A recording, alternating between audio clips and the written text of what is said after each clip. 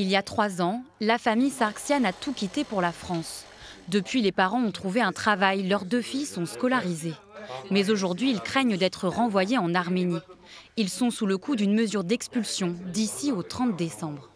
On est obligé de quitter le territoire français, mais on ne veut pas, c'est toujours dangereux, retourner en Arménie.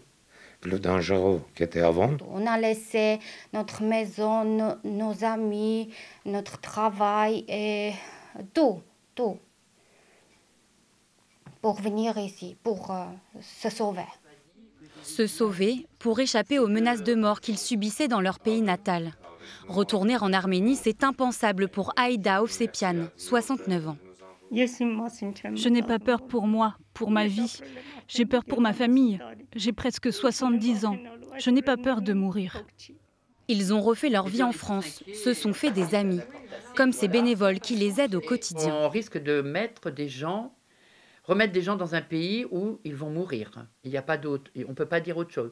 On va mourir, ou alors on va les faire mourir un petit feu parce qu'on risque d'enlever leurs enfants. Et on est tous révoltés.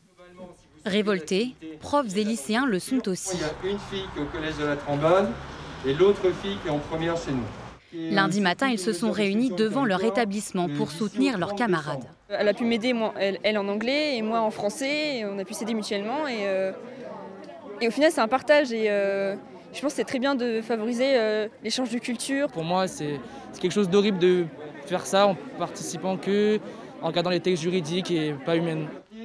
De son côté, la préfecture estime que la procédure est conforme. Il ne reste que 24 heures à la famille pour porter un recours devant le tribunal administratif de Poitiers.